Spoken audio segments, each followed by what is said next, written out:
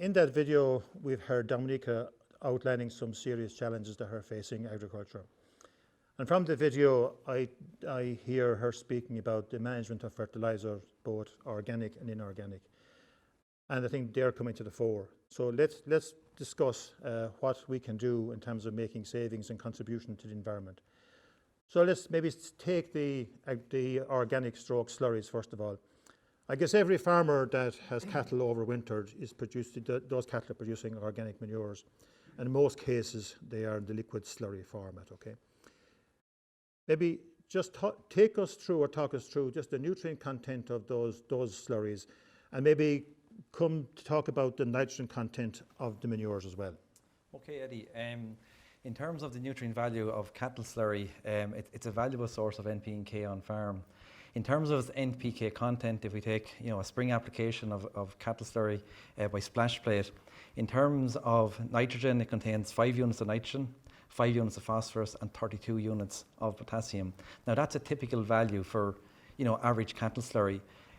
But it will range. You will have different nutrient contents on farms. So I would encourage farmers to get their slurry tested, find out exactly what's in their slurry and how does it compare to the average value or the book value for cattle slurry in terms of NP and K. It's also important, Eddie, to remember that it's actually available NP and K. It's the same as the fertilizer that we buy in terms of 18612 or 101020. So it's a valuable source of available nutrient, and that can supply our crop requirement in terms of grass silage requirements during the growing season. And I suppose the big challenge in terms of what Dominica has discussed earlier from a nitrogen point of view, the P and K tends to be very stable in the slurry, while the nitrogen tends to be, I suppose, more volatile.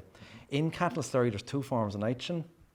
We have the organic nitrogen, and it's in the solid part, and it becomes available during the growing season as it breaks down and gets washed into the soil.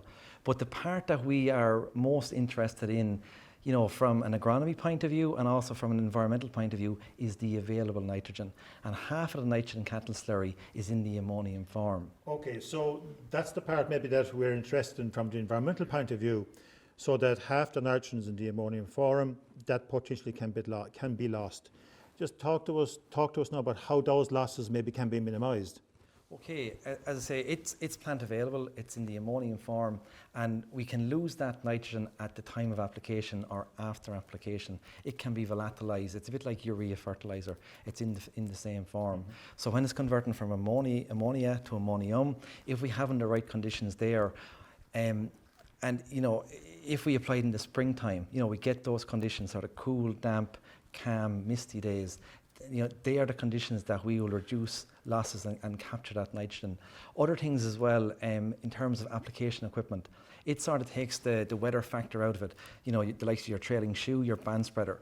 And what we're doing with that technology, Eddie, is that we're reducing the surface area of the slurry compared to the splash plate. As we know, the splash plate spreads the slurry in a film. So by reducing the surface area, we reduce the potential for loss, and we retain more of that nitrogen in terms of growing grass on our farms during the growing season.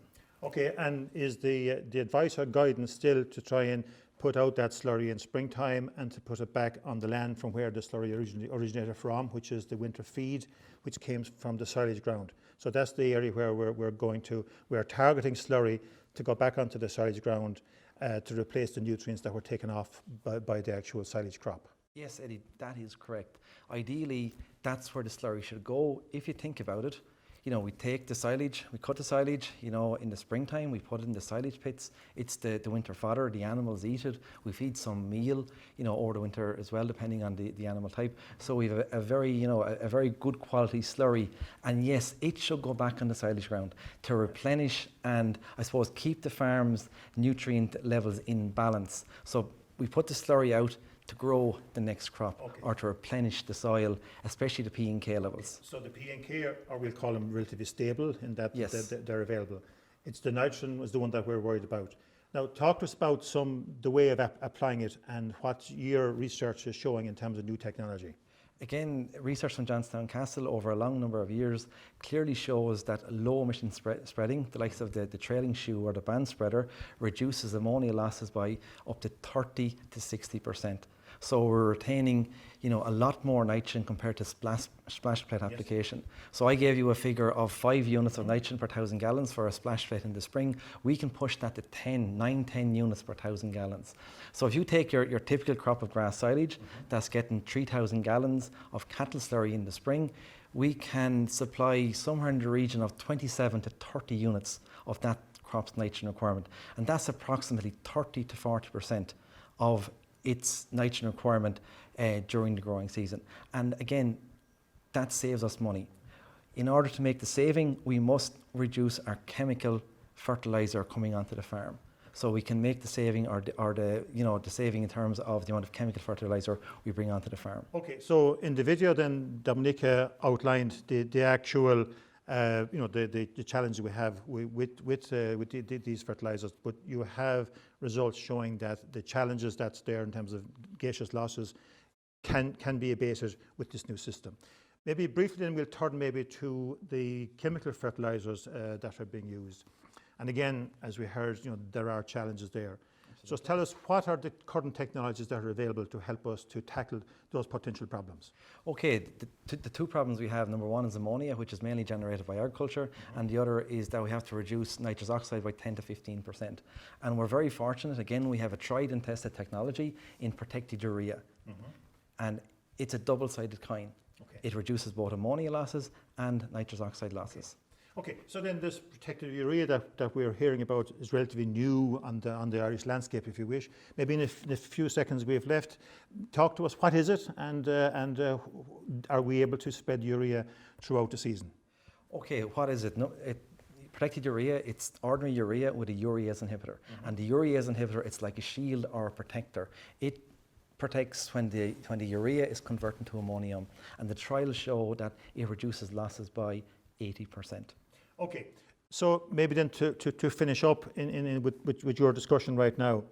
In the beginning, in the introduction, I had said that we're looking for win-win situations. So in terms of the area you're speaking about, just outline for the listeners, please, what the win-win in terms of balancing the environment and the benefits for the farmer as well. I suppose the big win-win is that we're using nitrogen more efficiently, and we're reducing losses to the environment in terms of ammonia and nitrous oxide, and also there's a cost saving then in terms of reducing the amount of chemical fertilizer that we have to purchase annually on our farms.